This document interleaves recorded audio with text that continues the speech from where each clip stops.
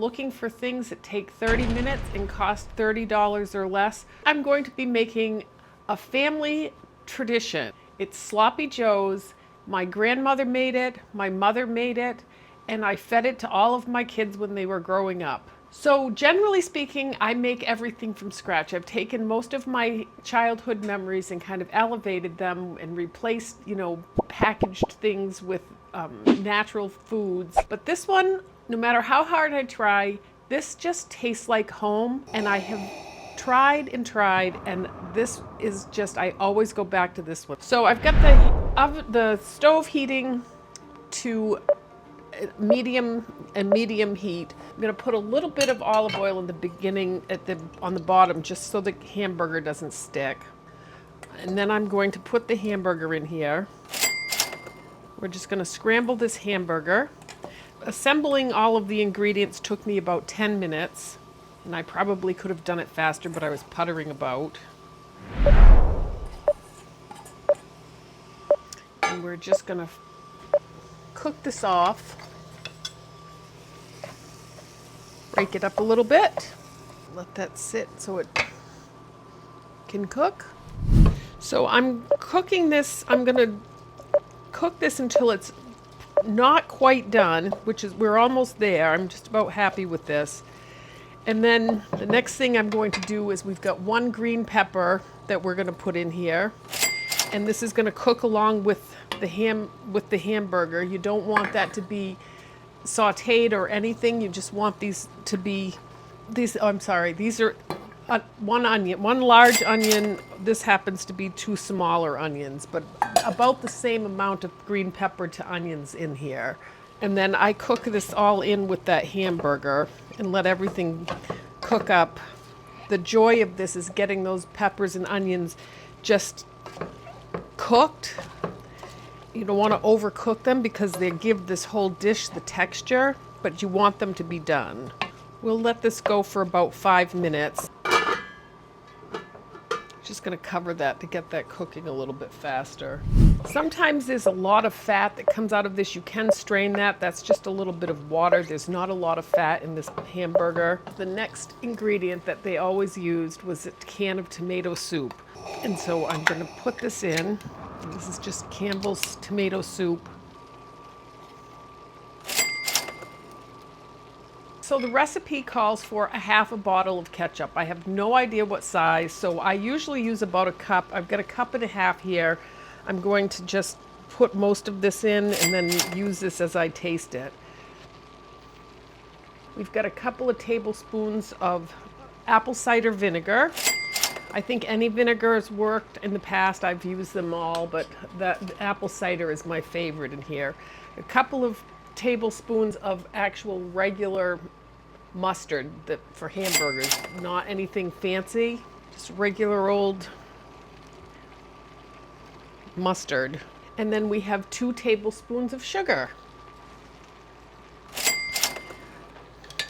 I'm going to take some salt and pepper, and this is to taste, so you may want to adjust this, but I just put a little bit of pepper in to start with. And then probably I'm going to start with a teaspoon of coarse salt. And then we're going to stir this up and we'll see how it tastes. Oh my gosh, that smells like home. I'm going to get this all stirred in really well. We'll let this simmer for about 5 minutes. You can go as long as you want. If you want those peppers cooked a little bit more, or the onions, that's fine.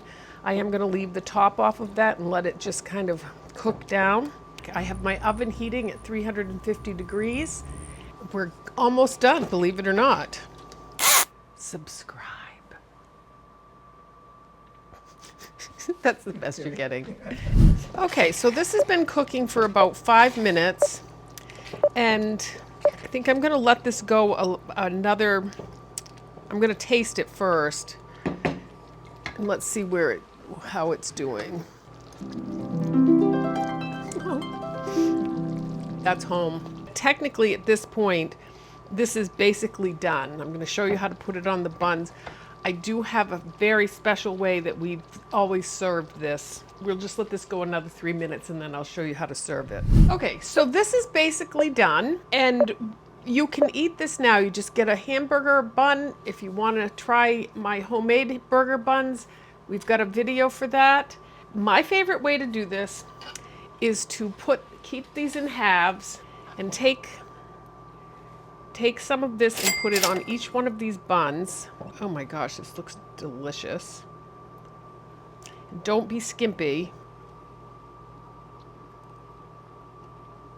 And then I'm going to put these in the oven, and we're going to heat these up for just a few minutes. So I put these in the oven for the first 5 minutes in order to have that juice and everything sink into that bread while it's cooking. But if I put the cheese on the top before that part starts to happen, the cheese gets too brown.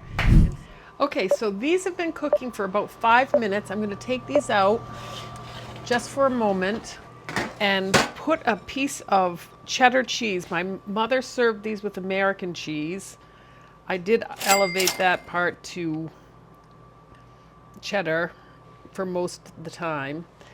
And then we're going to put these back in and we'll just let them cook until you're happy with the way the cheese looks. And I'll show you how it makes me happy. Okay. All right, so here are Sloppy Joes, and they get their name very honestly. And then to serve these, just going to put them on a plate. Usually what I do is I serve maybe a little macaroni and cheese in a salad or just a salad. But, oh my goodness, yum. Hot. Yum. It's so good, I can't even stand it. So if you have a favorite recipe that you just can't change because it just doesn't taste right, please let me know in the comments below. I would love to hear about it. Thank you.